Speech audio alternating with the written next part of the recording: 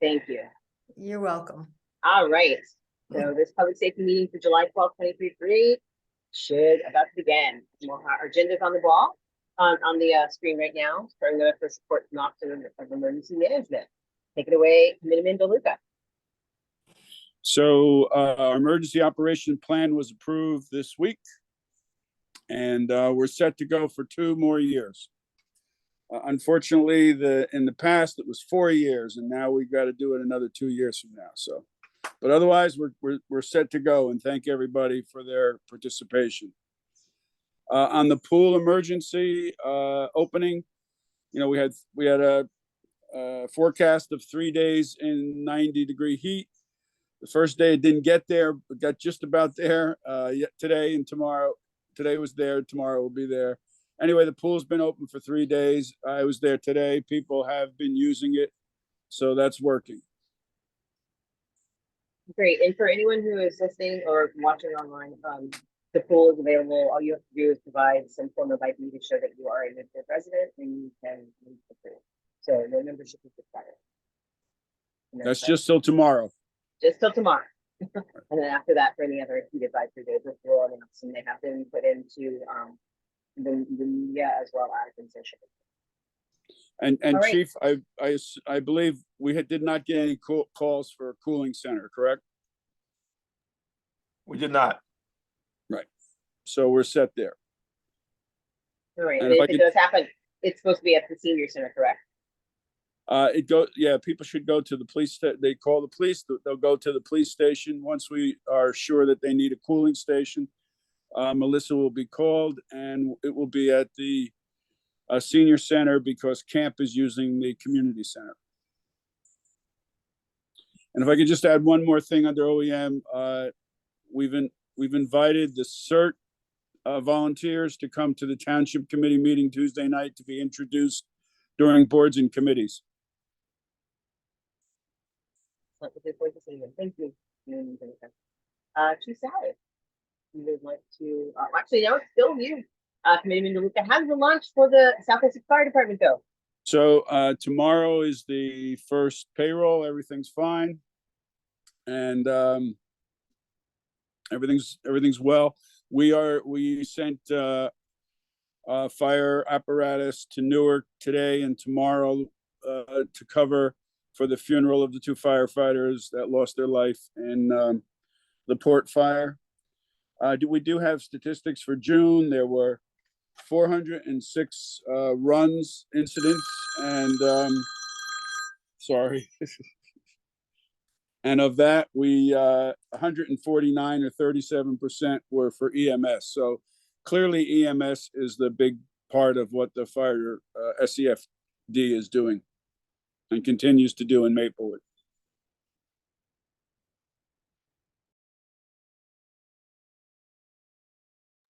All right, thank you so much. Chief Sally, go to give your report on this month, well, May and June. Okay. For the month of May, who's going to run? I can bring up your stats if you want them. Which one you to start with, the monthly report? Yeah, the May monthly report.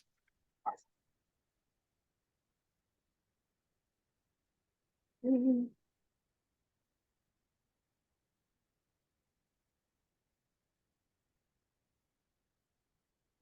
All right. Let me just move this. Okay, I'll just run through the left side of the page there where you see 2022, 2023. As far as robberies, we have 2 in the month of May. Last year we had 3. In the month of May, 1 aggravated assault. Month of May, burglaries 6, thefts 15, auto thefts 4, and 0 arsons. The 2 robberies in May, one was at the Richards gas station, where we made an arrest of 16 and 17-year-old males. They were brought to Essex County Jail. And 1525 Springfield Avenue, the ATM machine, we made an arrest in that robbery. So we have the 2 robberies we had in May, we made 2 arrests. So we cleared that 100%. If you scroll down, we had the 1 aggravated assault. As you see, that was a domestic violence incident. And we had uptick in burglaries. So we had Midland Boulevard, North Terrace, Parker Avenue, Boynton Avenue, Plymouth Avenue, and Springfield Avenue. We did get latent prints on most of these jobs. They're sent to the state lab, waiting for results. So that's what we're waiting for with those. Let me see, which one was I looking at? Midland Boulevard. No. Can we move this? Oh, yeah. Yeah, Move the okay. domestic violence off the screen. Right. So, the 124 Parker Avenue was a burglary. One of the burglaries we had where they took the vehicle, and we were able to locate the vehicle, lifted several prints. Take some time to get that information from the state police, so we're still waiting for that. Hopefully that comes out fruitful for us. And that's if you scroll down further, larceny and thefts, we have 15. We cleared 3, and most of those are shopliftings, thefts of packages, still taking stuff from the porches and such. We have 4 auto thefts. Most of them are unsecured, unlocked vehicle, in the vehicle, and then later on we recover them. So those are the major incidents we have for the month of May.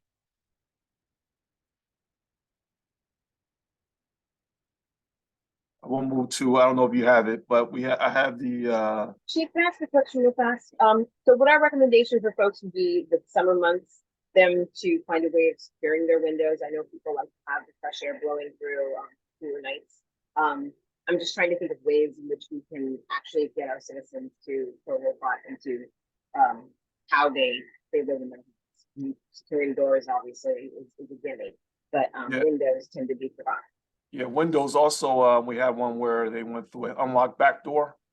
So, securing the back door, securing the windows, and those type of burglaries are overnight. So they're non-confrontational because they want to come in and get the key to the car. So they're looking for things that are unlocked. So a deterrent is locking the doors, and also keeping your windows secured and the doors secured. So I'll move on to year to date. I have the year to date. I don't know if you have that. Probably don't have it. Year to date stats. So from January to June to the end of June. So in 2022, from January to the end of June, we had 12 robberies. Now with the most recent robbery, we're up to 6. So we have a 50% decrease from last year at this time. Assaults, we had 38. Year to date, now we're at 42. So we're up a few in assaults. Burglaries, last year we had 13, and now we're at 14, so we're up 1. Larcenies, 95, and now we're in 2022. In 2023, we're at 91, so we're down a little bit there. One significant decrease we do have is motor vehicle thefts. Last year, at this time, we had 57 motor vehicle thefts. This year, we're at 31. So that has been a decrease in that. And that's the year-to-date stats that we have. I think I have a different thing, so my apologies. Yeah. And as far as the robberies we have this year, again, we have 6, and we have 4 clears and 4 arrests in 6 of our robberies. And those are the stats I have so far. Thank you, Chief. But overtime and Yeah. So if you look at overtime in June, everything is an increase. That's because we had 3 pay periods in June. So usually we have 2. This is one of the months where we have 3. So it's counting 3 pay periods in that month. So that's a reason for a lot of the increase, but also it's vacation season, sick time, and And we have some people on leave that are out for a good amount of time. Also overtime for some of the cases that we have cleared. So the Detective Bureau overtime is up, and that's due to some of these incidents we have and the investigation that we're doing.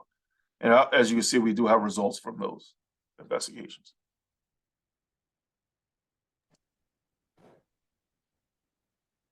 Chief, can we go into executive session and talk a little bit more about the sick time? Yes. Thank you. Mr. Palmer, I don't know if there's anyone in the attendee side. Did you want to go into executive session now, for any individual, or wait until the end? No, after the public meeting. Okay, thank you. All right, next on our agenda, I have a quick question in regards to, some of the discussion items that we have had previously, in particular, Villa Terrace update. I know that some emails have gone back and forth. I'm not positive that the community is aware or have it down, especially since, Mr. Jones is not here tonight, who had spoken up, but, I believe his concern had been, enforcement of the 2-hour parking, well, sorry, 3-hour parking. That was being overutilized by the business owners and their employees on Villa Terrace. That was causing them to not have parking, safety issues in regards to traffic flow. Was there any follow-up besides the conversations that you had, Chief Sally, with your with the patrols? Yeah, so our parking enforcement enforces that. And they have been out there. They issued, I believe last week. But also the issue is that it's 3-hour parking. So what they're finding is in 2 hours and 45 minutes, the people are moving their cars, like right before the 3 hours are up. We did highlight a business where these people are coming from, where they're parking. I made 2 attempts to get in contact with them, maybe to give them an alternative place to park. I was unsuccessful in getting somebody at that location. But I think what the thing is that on Villa Terrace is 3-hour parking. The street next to it, Crestview, is 2-hour parking. So of course they go into the side, which is longer. I believe Mr. DeLuca brought up the solution of maybe Milburn Avenue. I looked at Milburn Avenue. I think that's a good place for them. There's plenty of parking over there on that strip. And there's a lot of businesses, so nobody's gonna complain about the parking over there. So I think that's a good alternative. Chief, our code right now says that Milburn Avenue is 2-hour parking. So we would change that. If we change that to 3-hour parking, that should resolve the problem, because instead of parking on Villa Terrace, they'll park on Milburn Avenue. It's actually closer. Right. Yes. I drove past it today. I thought it was 3-hour parking on Milburn Avenue, but yeah. So it's different. There's a couple of different things. Valley Street to Cypress Street is 2-hour. The Loop is 2-hour. Valley Street, and then I guess there's one from Valley Street to Byron Terrace, which I'm not even sure where. That must be in Union. Anyway, Yeah. But what we need to do is just, I think, make it all 3-hour. We could, right. If Ms. Kripe, if we're willing to do that, we can put it on for discussion, and then we could instruct Mr. Desiderio to work with our engineer to plot out where we can make it all 3-hour. Sure, I will do that. Leave the 3 hours. So would we, just to clarify, we would keep Villa Terrace as 3 hours, or would we reduce it to 2? To encourage people to go to Milburn. So this is the problem, and I know, I exchanged emails with Mr. Jones today. It's very difficult to enforce 2-hour parking. Chief, am I right? Yes. It's very difficult. But the only thing is, I'm sorry. It's hard to do 3-hour. Yeah. Right. The street next to it though, Crestview, is 2 hours. Okay. So I think that, people are parking on Villa because they get the extra hour. Okay. You know what I mean? Well, then let's change Milburn to make sure it's all three and change Villa Yeah. Terrace too. Right. Right. It's just that, there cannot be an expectation that we're going to have a meter maid there every day, Every 2 hours. It just doesn't work. We don't have enough people power. We have too much responsibility. Right. So we can do that, and you can bring it up next Tuesday, and if we're okay with it, then we can move forward. Great, because I think that's what the position that the residents have put forward. They would like the hours reduced to 2. But if we don't change the Milburn Avenue, people will park for an hour and 50 minutes and then come out and change. And then come back. So for starters, I'll check to make sure that it's 3 hours and then Right. make that work. Thank you. And I think that will make sense. All right. Additional fun times with resident concerns happen to be also a follow-up in regards to the village route. I know, Police Chief, that there's a lot going on right now with the investigation, and I don't know what all you can share with us, but people were concerned about the fact that these young men just approached someone in the village, the heart of the safety area. Right. And this happened. Could you share with us kind of what you can about the investigation? Yeah, so it took place last night about 11:40 p.m. Behind the Village Coffee. 2 suspects approached the victim. One showed a handgun, and they took his bag and then ran off. So right now in the investigation, we do have public safety video. We did put out descriptions of both actors. Our detective bureau has been canvassing today and will continue tonight in the area looking for more video footage. We did send out a press release and an email where if people have a video, they can send it to us to help us run our investigation. We did send out a tracks bulletin to surrounding communities with pictures of the suspects.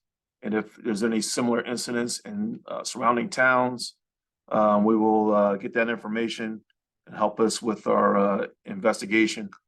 It's unfortunate that it happened, but our detective bureau is pretty good at solving these cases and identifying suspects. So with the more information we have, the better we will be in attempting to investigate this. But as of now, so 11:30 at night, we do have extra details, extra patrols at different times and at that time in the area. We are, we're out there. So what we do is we look at the data, and that's where we shift our patrols to those areas. So we had that incident, and then we had a kid steal package out of Amazon truck. Then we had another incident on Elmwood Avenue. So we have shifted our patrols in those areas where we're seeing a more activity happening. And so that's where we're at now. Thank you. Are there any questions for Chief Sally regarding this or the Village Terrace? Great. All right. The next thing is the Nixle alert. Katrina, you got Katrina. Hi, yeah, I had just a general question about your impression, Chief, about, I saw the statistics. It looks like it's kind of up and down, but do you have a sense that we are having a trend or an increase in these kinds of crimes, or is it just steady and this is kind of par for the course for Maplewood? So as far as I'll go with the motor vehicle theft. So we're down like 45%.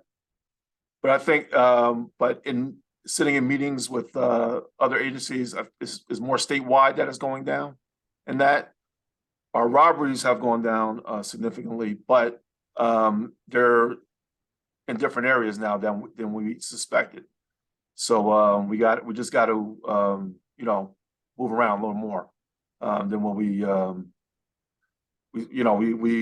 cover one area, then it seems to move to another area. So, but we're still down. But so we're gonna move our patrols to where we are seeing this increase. As far as assaults, we're up a little bit, but it's not, it's pretty even. And burglaries are pretty even. We're at 1, so it's pretty even from last year. And same with thefts and larceny. Thank you. I have another question about not violent stuff, but I can bring it up later in AOB. And I just want to add, since this is a recorded meeting for the record, Katrina, as you recall, as you're an active member of the CBOP, the Community Board on Police, where we look at data historically speaking, even though we're going through this trend that is a national trend and it's tough to go through, historically speaking, our crime across the board is significantly down than in the past. Even when, in the past, when, some people claim that, well, maybe we need more officers, or, when we had the good old auxiliary, things were better. That is not true. That is absolutely simply not true. The data shows otherwise. And even, former Chief Duvall used to say that as well. So I just want to add that, and you should know that because you're a member of the CBOP. No, thank you for that. I mean, I'm still relatively new, so I'm learning about the historical point. So I appreciate you raising that. Thank you.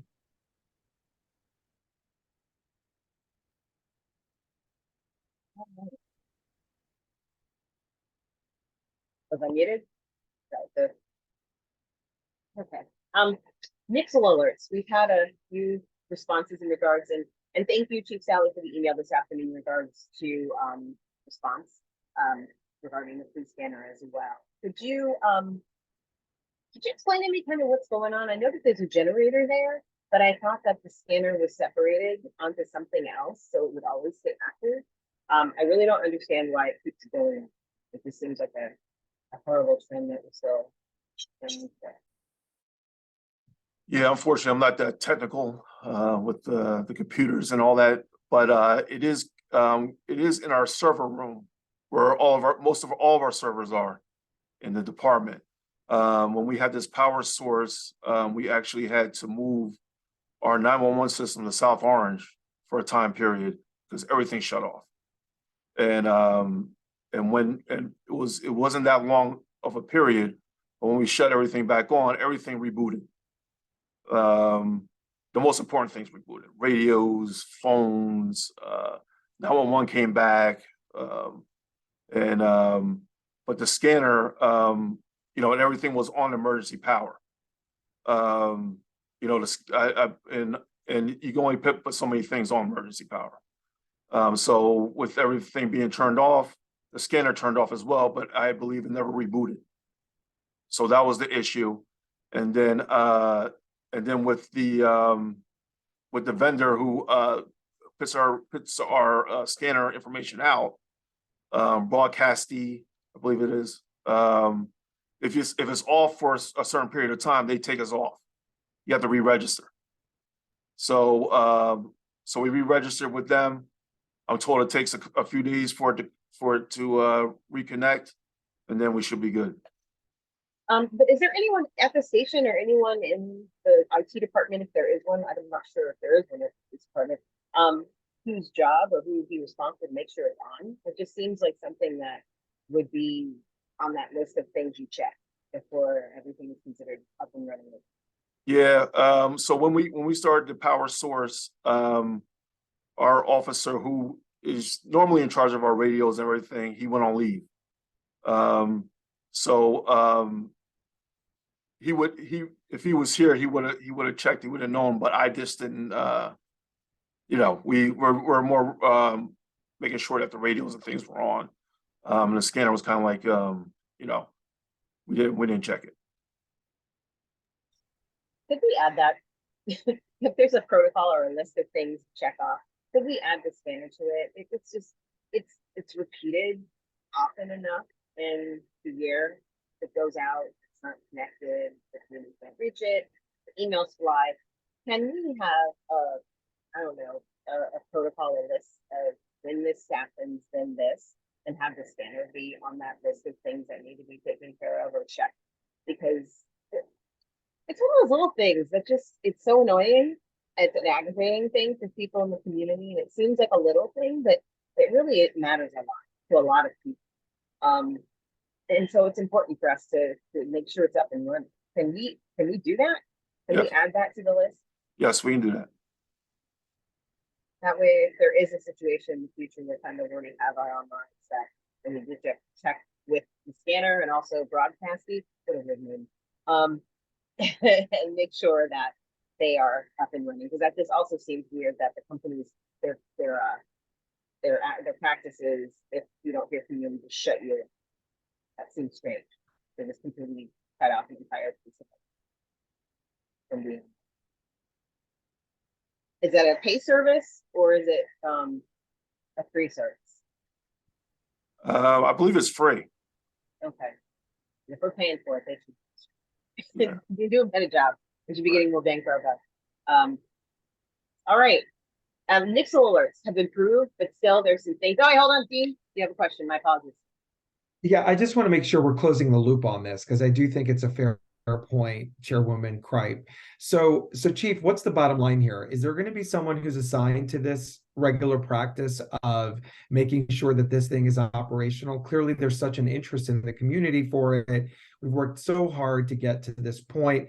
And while we recognize, and thank you for your transparency earlier in the day, I'm going to read your response in the record here tonight. We appreciate your transparency on how this scanner fell offline again. But, you know, as the chairwoman said, do we have a plan in place? Will we have a plan in place, rather? We don't have a plan in place right now. Will we have a plan in place to ensure that someone is responsible to ensure that this is properly working? Yes, we will. Yes, we will. Yes. Fantastic. And while we're at it, just to close the loop, I know you explained it. I want to read in the record your formal response to an inquiry that we received earlier, which had all the right details in it. The Maplewood Police Department and court building underwent a process of changing the power source in the last few months. An outside vendor worked on the UPS unlimited power source in the building. That's the power source in the building. The vendor turned off the power during the process, and most servers and computers ran on a temporary system. The emergency system could not accommodate all the servers or computers, including the scanner. The scanner turned off during this process. After a certain amount of time, Broadcastify removed us from their feed. This is the third-party feed. It's the free service. They are the third party that broadcasts the feed. The scanner was turned back on, and re-registration with Broadcastify is being processed. It will take a few days for reinstatement. Thank you, Chief, again. And as the Chief stated tonight, he is putting a process in place to ensure that someone is responsible for the daily maintenance and operation of this scanner. Thank you.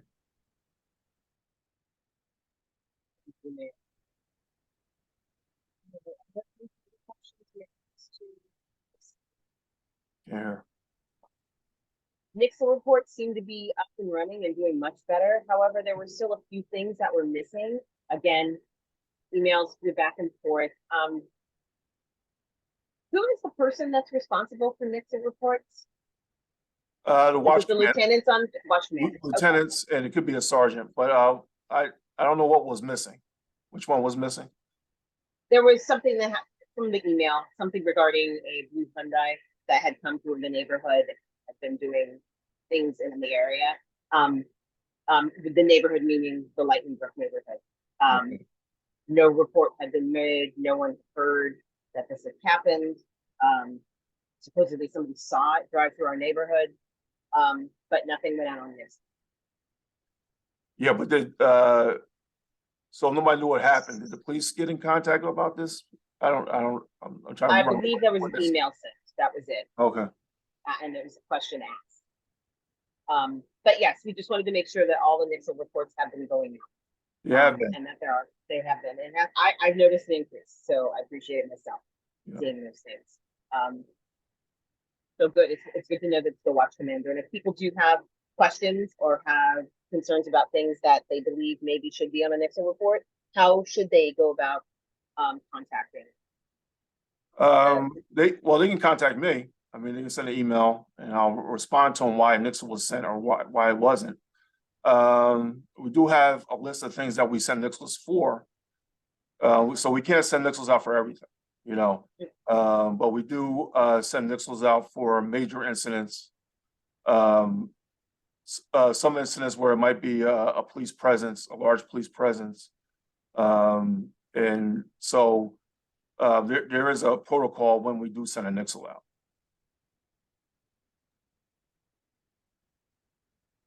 Is that something that can be shared? Sure, yeah. I believe Mr. Weary is will be writing something up for public dissemination on the policy. Right. So, you know, if we do send a Nixle out as a major incident, for example, the robbery last night, we do try to get out a press release within the next day or a few hours of the incident. And if it's not a major incident, we do send out a police blotter every Thursday to the media, as you can see in Village Green or any other media that we send it out to. And also is on our website and our Instagram page and Facebook page. Thank you. Are there any other questions? Mayor. Sorry, I'm so active tonight. I just want to say that I do think that when the policy that we currently have in place goes out to the community, I think it's worth it for us this fall to have a community-wide conversation about the Nixles, right? What we have right now that sometimes works and sometimes doesn't work was reactive to a situation during which also the scanner wasn't working properly on and off intermittently. I'm not sure that everyone in the community feels that they should receive a Nixle each time there's an incident. I'm sure everyone pretty much feels that a Nixle should go out when there's an ongoing active threat to the community. That's traditionally what Nixles are used for. But anyway, let's not discuss it here tonight. It's a very big topic, and I think we need to hear from the community at large about what the policy should be. Because, you know, we as elected officials have heard from both sides, right? We've heard people saying, you know what, you're alarming me every 5 minutes with a car is stolen or, you know, a dog is lost or whatever. And I'm starting not to pay attention to the point that when there is a serious ongoing threat, like when there was a chase happening through people's backyards, I'm not going to pay attention to that. You know what I mean? And the other side of it saying, no, we want to know about everything that's happening. It's not an issue of transparency. We're doing it right now, right? And we're going to make sure that Nixles go out for all events wherever they happen in town. So it's not an issue of transparency. The discussion has to be about whether or not they're effective and what is overall the purpose, right? So I do think I'm interested anyway in having a community conversation about this in the forthcoming future.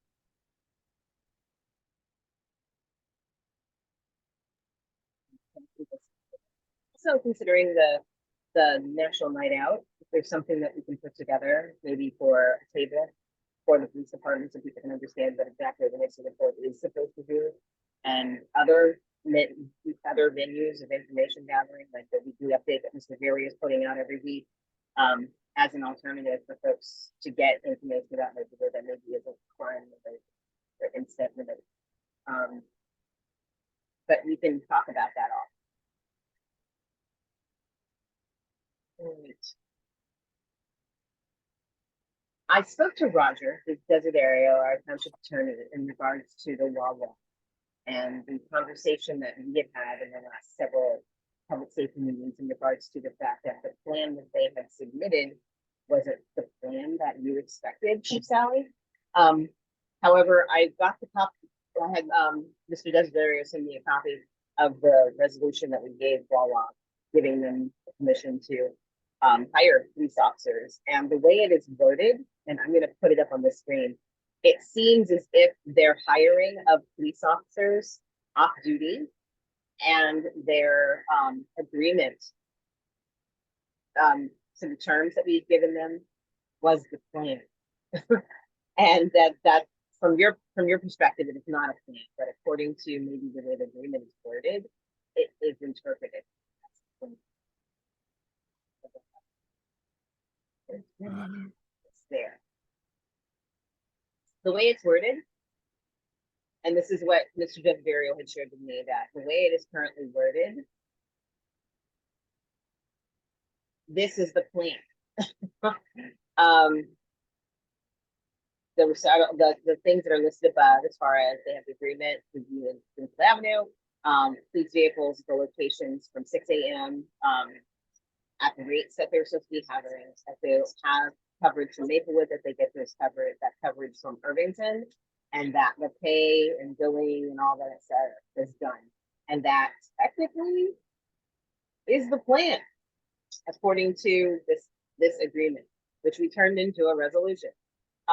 So if there is something in addition that we need to get Wawa to give us, we have to put that in writing and send it to them, because as of now, according to what Attorney Desiderio stated, this is the plan.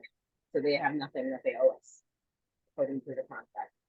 That's not true. That's not true. So I don't want to disagree with Mr. Desiderio, but This is not true. there's an Yeah. ordinance, there's an underlying ordinance which allows a convenience store with, let's just take Wawa out of the picture, a convenience store with a gas station to sell gas after 11 p.m. that they have to provide a security plan that meets the satisfaction of the police chief. Yes. So whether this is a security plan or not, if it doesn't meet the satisfaction of the police chief, and according to the police chief, it hasn't so far, No, then they're in violation of it. Okay. So there are three things in order to sell gas after 11. Security plan, can't violate the noise ordinance, and you can't have disorderly conduct. Correct. So the chief sent them a template for a security plan. They never executed it. correct. And I want to also note that Community Development Director and Prosecutor De Palma, who's with us tonight, also followed up with them in those communications, as have I, as the mayor, to remind them that they owe us a security plan, that what we have received, as you showed, when you shared your screen, Chairwoman Cripe, is the off-duty police cop Agreement, yeah. that's not the security plan. So I don't know why we keep talking about this in this committee and in other committees. I think we should enforce our ordinance. We should send them a notice saying that since we have not received a security plan as we requested it, as we discussed, as of such and such, you're prohibited from selling gas, as committee member DeLuca just noted, as per our ordinance. Why don't we do that? I don't see a Make problem them with pay that. attention. Yes, because we're still sitting, we're talking about it for the third month in a row. Ms. De Palma, do you have anything that you would weigh in on, or any idea, any suggestion of what we should be up here? I don't really have anything to add to what the mayor said, but it's ordinance section 137-5 is that provides for exactly what Mr. DeLuca said, just for your reference. Hours of operation. And it And in that, are there violations, or is there a provision in there penalty, the for- penalty clause, it's hours of operation, yada, yada, in section A. Section B is on point. Gasoline service station, convenience store with fueling station operating between 11 p.m. to 6 a.m. must, 1, have a security plan approved by the police chief. emergency phone number for the manager of the facility. 2, take all necessary steps to ensure ambient noise and light does not disturb adjacent residential properties. And 3, comply with the township noise ordinance. The next section, 137-6, says violator is subject to a fine not to exceed $500 per violation. So that's what has to happen. They have to get a ticket for violating. How does that happen? Yeah, how does that go through? So I believe that it's the police that would write that. I mean, I suppose, you know, property maintenance, I guess, could do it, but since it implicates a security plan under the purview of the police chief and the noise ordinance, which also the police enforce, probably makes more sense for the police to issue a summons. But, you know, the chief and I can talk about that offline if you want, or you guys can decide. It doesn't specify who has enforcement power there. Right. As long as Can't we it gets done, we need to get it done. It's been months. Yeah, can't we just say, look, we're gonna, here's, as the mayor said, here's the date we need the plan by, July 15th or whatever the date is. And after that, we're gonna subject you to this ordinance, and you're gonna be paying $500 a day and a fine. If you don't mind me injecting here, I would just issue them a summons and let them wake up. We've been waiting for this for 4 months. I mean, it's That's fine, it's fine. Just I'm all for that. Send I'm them all a for that. summons. Send them one every day. It's every day that they're in what it is violation. about. Like, let's just do it. Let's do it then. But I agree. All right, so chief, So it seems to me it's in your hands. I'm Ms. sorry, DePalma, it's I in your missed hands. that. It's in my hands. Okay. Yeah, What? you gotta make it happen. I think you should talk to the chief and Mr. Desiderio and make it happen. That's not a problem. I'll do that tomorrow after my court session. thank you. Yep. You're very So, yeah. capable. Go to Thank you it. very much, Mr. Palmer. This really needs to get off the agenda. Community fridge in Springfield Avenue. Again, more updates and questions from people in the community about what all is going on. Thank you, Mayor Daffis, for the passionate letter and post that you sent through social media in regards to questions about the tone that putting times on the community fridge in the parking lot created in what could create in the community. It's not meant as a deterrent for people to come and get food or to donate food, but to be wiser about it. Folks are not following all of the rules. They're putting personal items in there. There's been some incidences of public urination. There's a lot of things going on, and it affects the tone of the fridge itself. It makes it seem not such a great idea, and that's not how we want it to be perceived in this way. So thank you for putting that out to the public. And Chief Sally, what are some of the things that are currently being put into place besides the hours of the fridge and the removal of the bench that I know of from the Department of Public Works? You said what? I didn't catch the last part of that. They removed, there was a bench being removed. Oh, there is? I didn't know. Okay. Yeah. All right, so we block off the lot at a certain time. The parking lot behind the shelter. Also, our officers do during their patrol, they do checks of the area. Check for any quality of life issues that might be going on. And we just have a bigger presence there in the area. Okay. Mayor Daffis, I know you had been speaking to Mr. Pittner in regards to the DPW putting the door on. Is there any information about that, or should I reach out to Mr. Pittner as well? Mr. Wary is working on that. He's been tasked to do that directly and not need to involve the engineer. Otherwise, we will have, the engineer being an engineer. He's an amazing engineer. He'll get out his construction paper and rulers, and we'll be designing a fabulous Christmas. shed I hear 6 months from now. You know what I'm saying? Mm-hmm. So Okay. anyway, I just want to update folks a little bit more about this. As I've communicated with the public a lot recently on this, we take the public health and public safety legitimate concerns that have been raised very, very seriously. And we are activating all the relevant departments, health, public works, PD, our social workers. We're activating everyone to work together to make things better at the fridge. As the champion of the fridge, to begin with, I'm not interested in hurting it, taking it out, moving it. And what we're trying to do is improve the fridge and improve the experience for those who have to use it. I also want to say something else here, in case anybody's watching us or any of the reporters are actually going to report on this.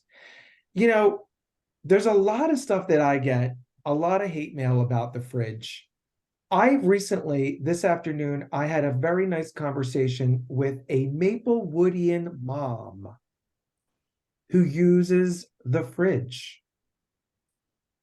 Okay, her and her family have been on tough times. They're not anymore, thank goodness. But during their period of hardship, they combated their food insecurity with the fridge. So what we're trying to do is make it safer for those who want to use it. Right now, there are times when it isn't safe because fights break out, because there isn't enough food, right? We want to establish specific times for donations. We want to establish distribution times. These are all best practices in running community fridges elsewhere around the country. And right here in Newark, where there are 5 very successful community fridges. And I've been in contact with an organization that runs those, that happens to be an organization I work with in my other professional capacity in homelessness prevention. And I think we're going to be, fingers crossed, we will reach a mutual understanding where they will help us with both, helping us build a better support infrastructure around the fridge because it needs it for sustainability, and helping us with intervention and support of the houseless folks. And lastly, the houseless folks. These are our neighbors, you guys. We know who these folks are, and they are Maplewoodians as well. They're not strangers. They're not from somewhere else. And even if they were, they should not be criminalized or stigmatized. We are working with them to house them so that they don't live outside. That's not safe for them either. It's their safety we're concerned about as well. And the houseless folks are really not connected to the community fridge. They've been houseless. They were at the Heart before that, or at the gazebo. They're certainly not going to the community fridge because there might be some raw kale in there and raw eggs to cook with. They're houseless. They can't cook anywhere. Okay, so let's not conflate the two, and let's not in any way feed into some of the not so kind, I'll put it there, not so kind rhetoric out there about this. We will make it better, and we will certainly improve the experience for those using it and those who have to live and work around it. I promise everyone that. Thank you, Mayor Davis. Appreciate it. And yeah, this is somebody who also makes it a point to regularly put things at the fridge. I see the people too, and I recognize many of them as neighbors, as people who I've seen in their village having a cup of coffee, as people I've seen walking down Springfield Avenue doing their shopping. They do. That's something I actually do notice, is that many of the folks that come through it do patronize the other businesses in the area. Parkwood Diner mostly. I see a lot of them in the diner, VIP, because he provides an environment for those folks. And I think that's the kind of attitude we have to have. Something very much like our mayor has demonstrated, something that many of the businesses have demonstrated, in making space for a different kind of neighbor. And for us to be comfortable or start to grow comfortable with the idea that we have folks in our community who need assistance, and if we can get it, we should. And that's the part. That's what makes Maplewood special. And so I hope that people continue to patronize the fridge as much as they need to. And as you find yourself in the grocery store, buying your weekly shopping, if you can throw a can or two or a box or two extra in your bag, bring it to the fridge. All the support you can get will be necessary. It will definitely be appreciated at folks there. Does anyone else have any questions or comments in regards to the community fridge? Before we move on. All right, our final thing, which is kind of an easy thing compared to all the heavy stuff today. Woo! November is election month. So normally our meeting would fall on the 12th, sorry, on the 9th that month. And unfortunately, because of election, the election township committee meeting has to move to that day. So we need to find another date. And it's Thanksgiving, and there are other committees that are already committed to the third Wednesday of the month. So our only option really is November 1st, going early. And so it will put a crunch on folks who have to put their reports together. I just wanted to put it out to the committee. Is November 1st a viable date for our November meeting?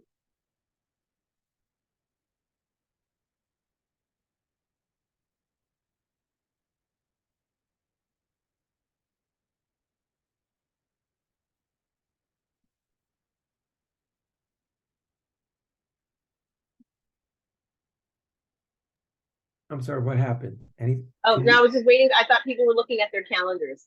Is November the 1st a decent time? Does anyone have a problem with November the 1st being our Hold on. November meeting? I'm so sorry. Okay. November the 1st. That's the community board on police meeting. Okay.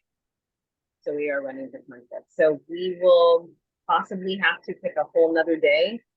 Fridays is the only day that Sue's gonna have meetings, and everyone hates Fridays, or Monday.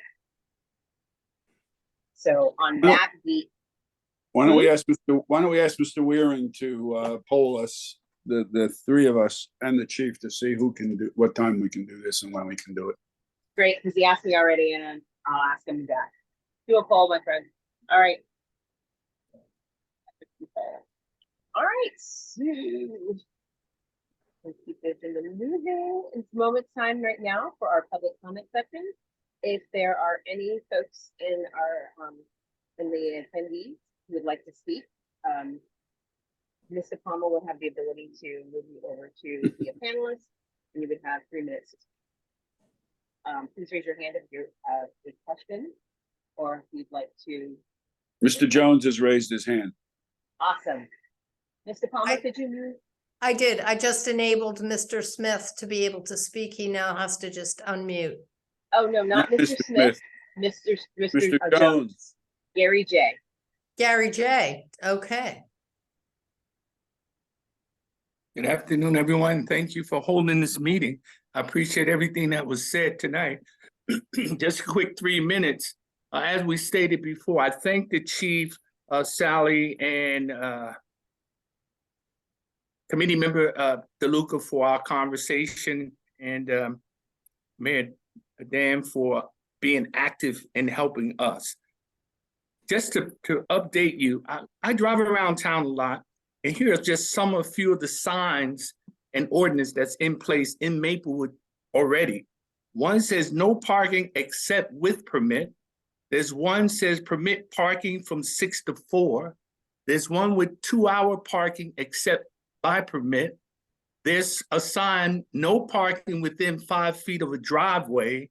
There's signs that says permit parking 6 to 9 a.m. And there's also a 2-hour parking sign except by permit. So I appreciate the idea of making the sign or the time shorter.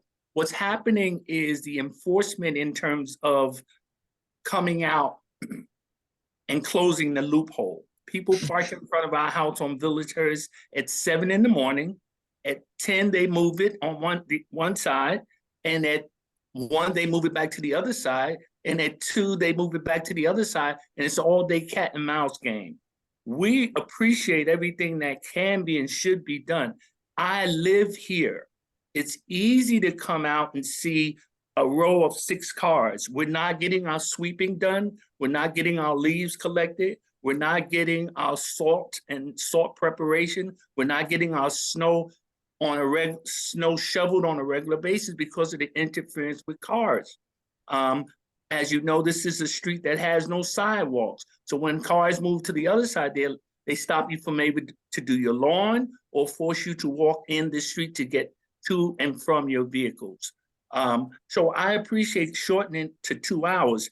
I like to ask, is it possible with that in mind and with everything I'm telling you or suggesting, where people don't live here and they park here. We pay taxes here. And we have to live when they leave and our street is filthy because we weren't able to get the DPW to clean it. It's horrible. It makes it inconvenience when I have 2 kids who park and they have to park up the street in order to get into the driveway or get one of the cars out. If possible, I thank you for suggesting the 2 hour would help us. Is it a way? And as you know, DWP does not have a designated time scheduled to do street cleaning. There's no place in Maplewood that says 9 to 2 on Mondays, you can't park here because they just don't have that. So the block, it's only 4 homes, we're dealing with this. We were hoping, in addition to the 2 hour, that we could possibly definitely need. We have parking permits. We have parking permits, and we can't park on our own street. But there's people without parking permits, and they're doing the loophole, Sally. They're rolling the cars down. They're backing the cars up. They started 7 in the morning, and they do that all day. So if the officers' enforcement don't come to 10, they've been there 3 hours. They're abusing it. So how do we close that loophole? I need you guys. And Vic, I'm really sorry. I'm passionate about it because I live here 18 years and I've seen it. And something could be done. This 2 hours is going to help. But if we could possibly have the 2 hour parking between 9 and 12, that would create an easy task. If someone's there without a permit after 1, then they're going to get ticketed because it says from 9 to 12 or 9 to 1, whatever. It gives us a leeway to have our street serviced. The other week we had a situation, and and nobody wants to call the cops every day to do what could be done easily. We don't want them. They have bigger, better, and harder and rougher things to do. And you know, we got dealing with a skeleton crew. We're using the parking enforcement for crossing guards sometimes when things have to be done. So I'm privy to it because I see it.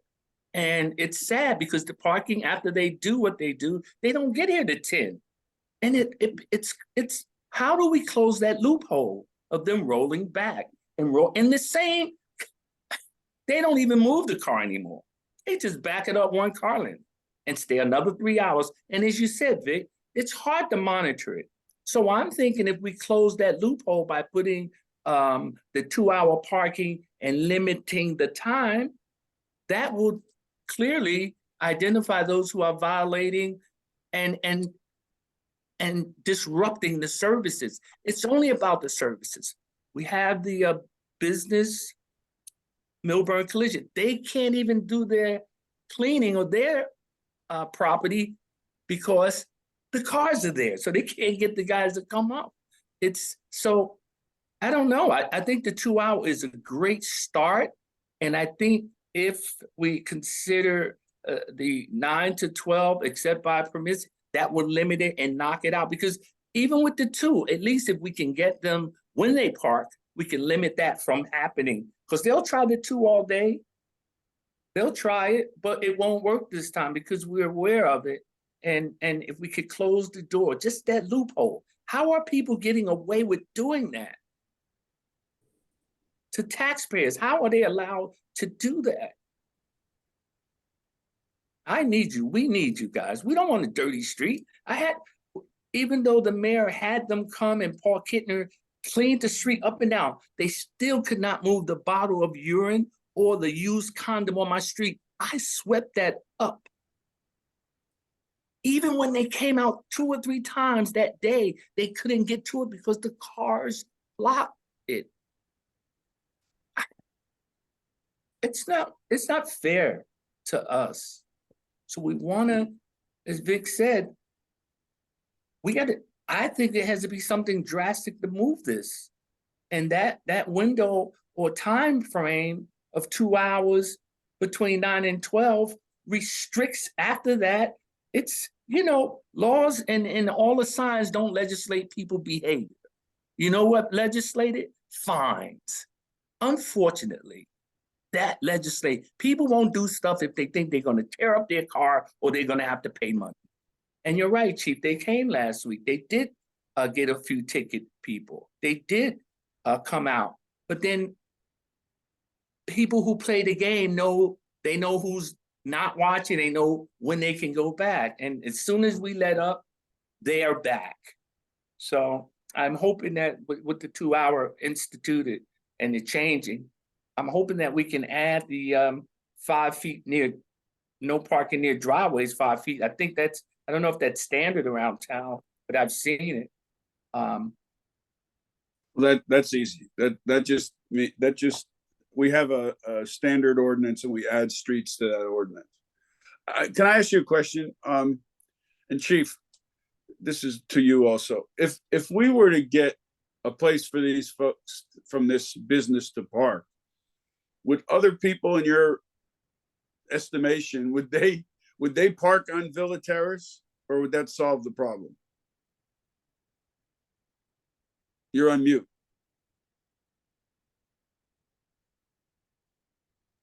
See, but part of the problem is the street next to it. The street next to it is 2 hours. So Right. they're going to the street where they have more hours. No, I understand that, but Yeah. so I guess the issue is that they're parking somewhere. So what are we talking about? 10 cars, 6 cars? I saw 4 cars when it might be more, Mr. J. I'm not sure.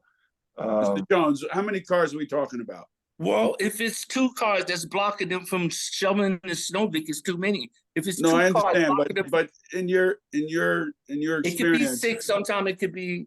The thing is that I think they have access to parking, but they don't want to inconvenience themselves. So therefore, I have 4 people in my home that drive, and we have to be inconvenienced because, as you know, I got Yeah. that. I'm just trying I to, think what he said was 6. He said there's a rotating. Okay. six. give or So- take, it's been that many. It's been up to 6.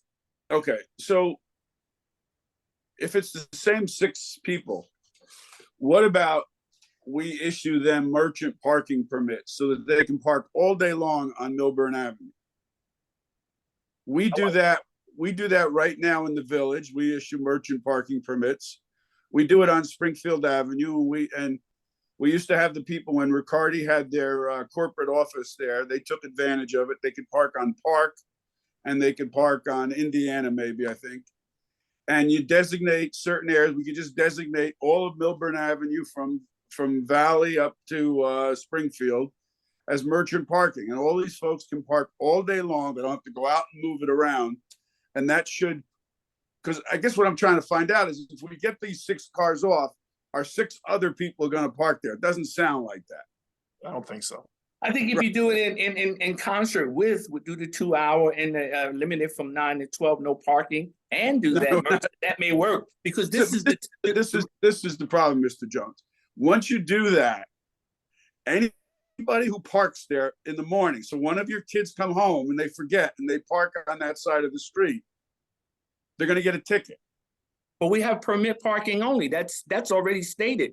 That's what we have. So the sign would say 2 hour, but 2 hours between 9 and 12, except by permit. We all have permits. Every house on this block has a parking resident permit. And that's what's saving us. They were getting tickets because I called so much, it was like a penalty.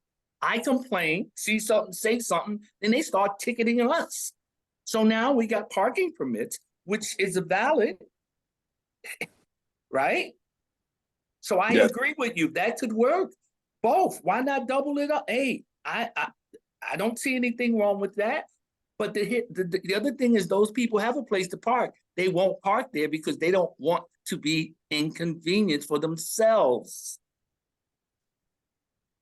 I'm only concerned about our services. Yeah, okay. So let's be real about all this too, okay? There probably are days when the funeral parlor has a huge funeral and people park on your block. Rarely. I've been here 18 years. That's rarely been a situation, but it could happen. Right. So, you don't know who's going to park on the block. I think if we have repeated parkers, if we can figure a way to get them off, we could reduce the parking to 2 hours. But once you put a restriction and somebody from out of town or somebody who's going to Town and Country parks there and walks around or does something, I don't know what they're going to do. They're going to get a ticket. And I don't understand why we have to be that unfriendly. I agree with you, but again, we have parking in Maplewood already that says permit parking from 6 to 4. Can we do that here? We have ordinance already. It's here already. There's parking from 6 to 9 and it's around the train station. And that's so that commuters pay the fee and park close to the train station. That's a whole different animal. There's a We sign. can do this. We Yes. can do this progressively. Okay, We can work with this business, give them some kind of merchant parking. They can park on Milburn Avenue the whole time. And let's see if that solves the problem. If not, then there are other steps we can take. Is that in concert with reducing hours to 2 hours? Do that too. Yeah, that would And be, limit- That would be consistent with the other block, as the chief said. Yes, right, and it would would- make it and- consistent. And would 9 to 12 restricting would be all right? We're I'm not gonna start with I'm the not gonna restricting. vote for We're that. gonna, I'm not gonna vote we're for gonna that. start with the, giving them the option to park on Milburn Avenue But- because. but better they're- at they're- least but they we park ha- there. But guys, am I asking for too much? There are Yes. signs Yes, there are yes. signs in Maplewood right now that says no parking except with permits. Right now, I went through town. It's legitimate. It's ordinances. There are, Mr. Jones, but at the same Yes. time, there's a lot of options around your house that aren't available in some of those spots. So the only option is that. That's what we're trying to find. We're trying to find that happy medium that gives you your street back and gives you your parking and gives those people who need to work their jobs a place to safely park without having to worry about getting too many tickets. So that whole 3-hour moving thing they used to do on your block, they'll now have to do on Milburn Avenue. Or Because not. your street will be, yeah, because your street will now be 2 hours. That's what we're saying. We're gonna Great. we're gonna give you the 2 hours. We're gonna try to make that happen. And let them know, hey, Milburn is 3 hours. Here are the merchant parking passes. Park here. And you can park And all if day. that You don't doesn't fix, move it. You I'm can park for it. all day there. I'm for it. I Okay. think this is the start of something new, and that could possibly work. I'm here for solutions. But I don't want to be obstinate. I just want, no, To live in a you're decent- passionate about your street yes, and you want your home to be safe. of course. And so we could get the signs, the five, no parking 5 feet within the driveway? Remember, we have no sidewalks, Vic. You're aware of it. Yes, Okay. so. Yeah. So we have an ordinance, and what we will do is we will instruct the engineer to measure it out. And then we will add your street. Now, this is an ordinance. It takes time to write it. It has to be introduced at 2 meetings. So we're only meeting, this one time in August. So then this will be final adoption in September. So it takes a little time. It's not like you just go to DPW, get a sign and put it on the pole. And so the changing in the 2 hour would also be the same type of thing.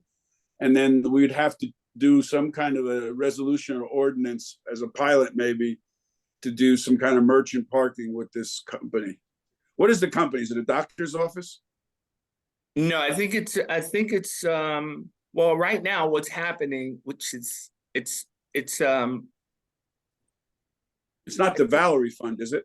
I think it's the Valerie Fund. I could be right. It may not. No, it No, isn't the no, Valerie Fund. no, There's it's the- another business. It's the There's cer- another business. Cerebral palsy. Yes, yes.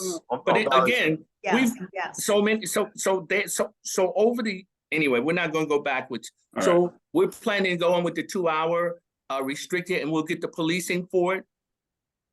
The enforcement. I mean, when we initiate it down in September to start it, because you can't change anything until we change something.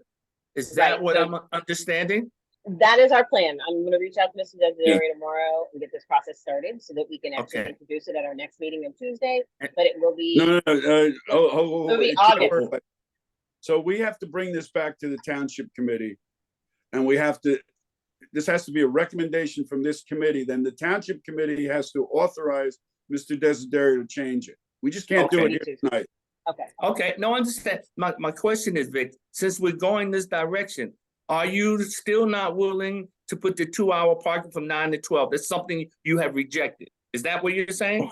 I'm just one vote, but I'm telling you that I'm willing to change the 3-hour parking to 2-hour parking, but I'm not willing to do anything else there. Drastic situations need drastic change, Vic. And you're getting it. You're getting it. By 2 hours? And. Okay. Emergency. And trying to figure out a way to get those cars. And off. you're gonna, okay, so the 2 hours, we're getting the 5, and then you're going to go work with that group to get them, okay. Work All with right, that, Vic. Mr. Noble. I'm gonna trust you. You have a lot more experience in municipality structure, but to the chief, I promise tonight, I will not call your secretary asking for enforcement. I stop. I'm Gary Jones. I'm stopping. I won't do it because I have a team of people trying to help me. And I need to apologize to you because I called so much. I know she was sick of me and I got sick of myself, but I'm passionate about my tax dollars and the cleanliness of my block when I go through town. I'm here long enough to see things and it bothers me. And what I'm gonna go back to my people, which is only 5 homes, and explain to them, we came to some resolution and this is what it is. But again, we're still gonna need the enforcement in September, October, whenever it happens. Vic, are you happy? I mean, Vic, thank you for your ideas. I mean, you were the one who helped me with the original ordinance. And you know, from that, the guy who owned Milburn, God bless his soul, he passed, he gave his workers a parking lot to park. No one from Milburn Collision Park, and that was due to the ordinance that you help us initiate. All right, so I want to thank you for that, and I want to thank the committee now for at least allowing us to put this on the table. I have the petition; it's been signed, and we'll move forward. I appreciate it, and we'll go as we see needed. But thank you, guys. You, Mr. Jones. You have a good minute. You're welcome to stay until the end. We're almost done. Oh, I want to hear the whole thing. Yeah. Great. Do we have anyone else who would like to offer a comment? Also, Ms. Campbell, you've had your hand up for a while. I don't know if you had a comment that you wanted to share or if that was just. I do have a comment, but if there was another citizen who wanted to comment first, I'm happy to wait. Great. Mr. Palmer, is there anyone in the waiting room?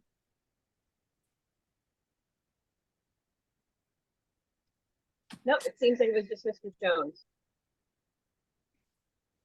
All right, Ms. Campbell, it seems that you have the floor. Okay. Yeah, I mean, this is me as a citizen, so I didn't want to, usurp the time other people had. But for my 3 minutes, I guess I don't know if this is public safety, but since Mr. Jones was concerned about parking, I think I am too.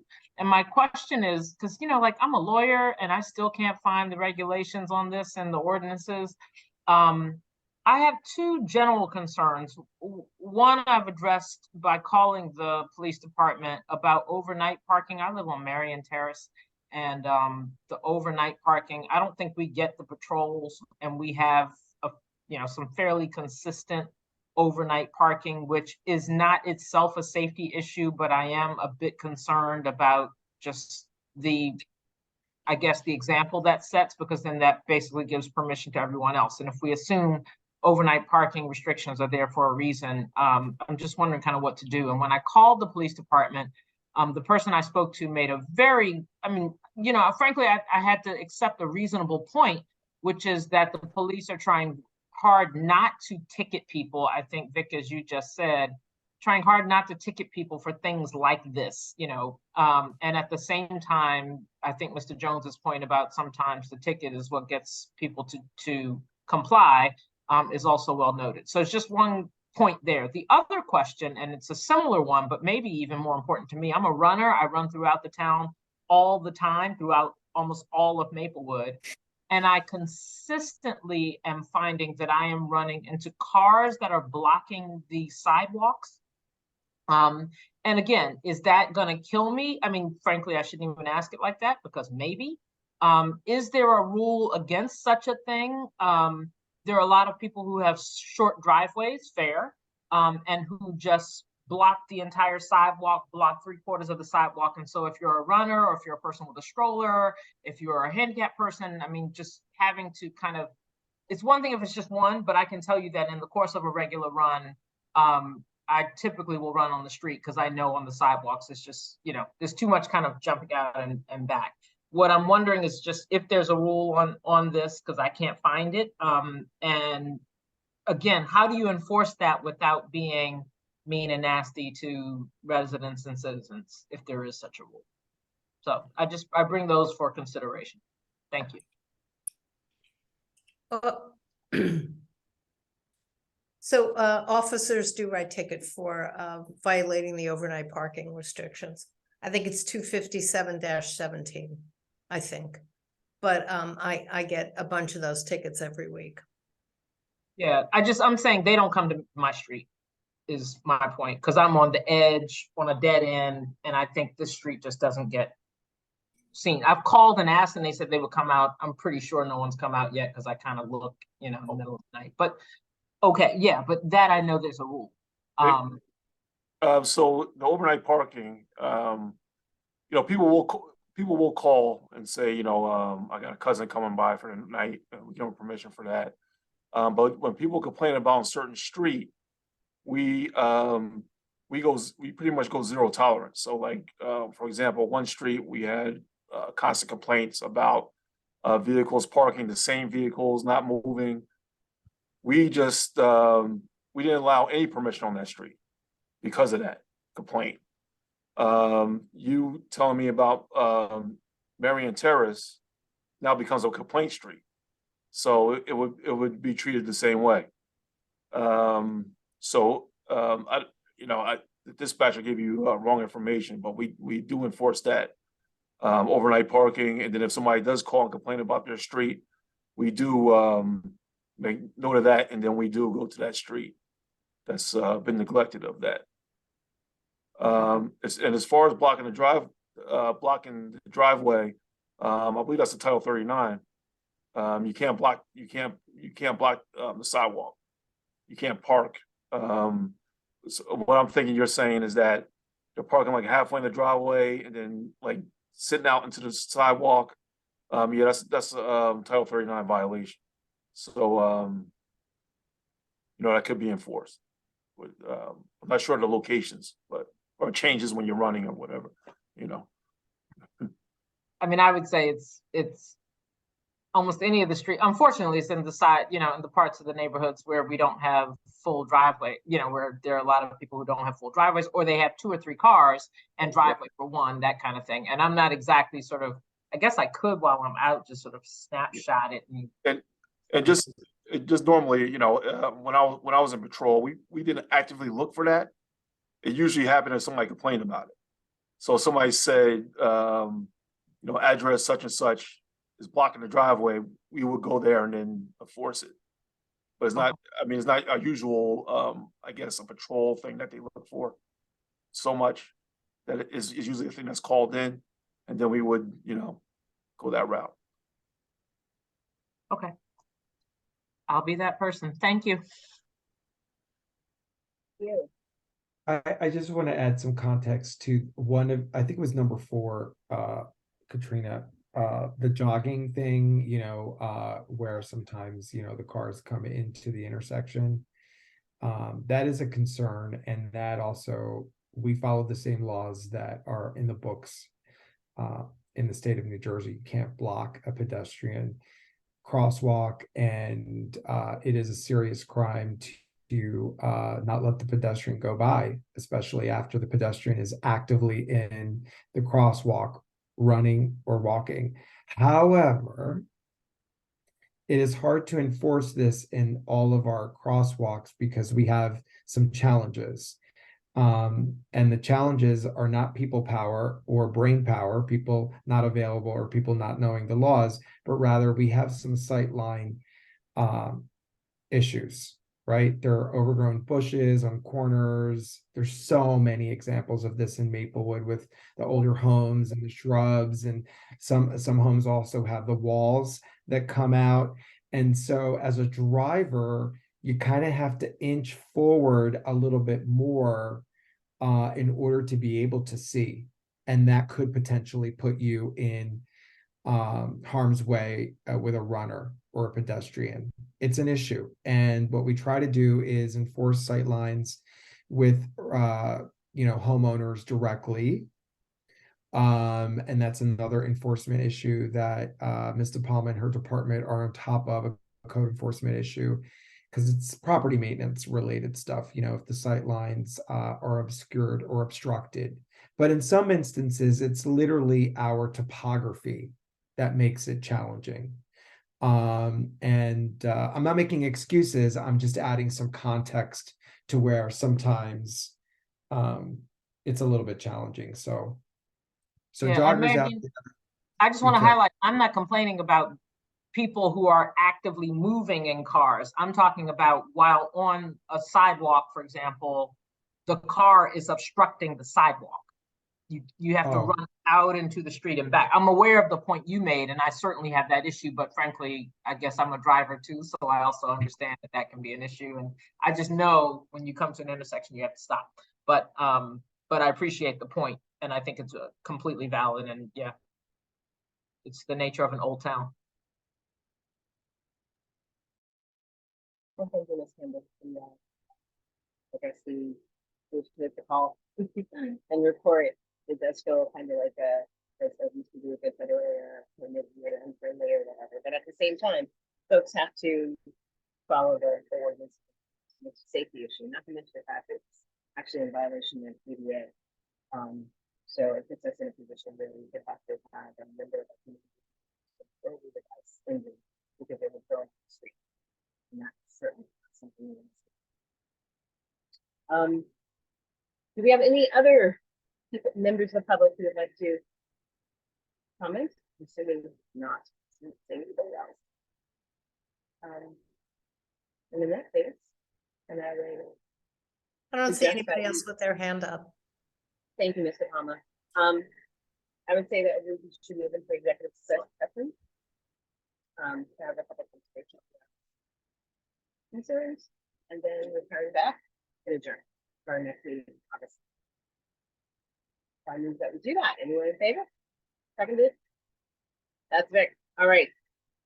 So should I remove the other folks from the meeting? Yes, we can move them, and then if they were to come back afterwards, we would have them back. I'm not sure if we continue the recording. Do we stop the recording?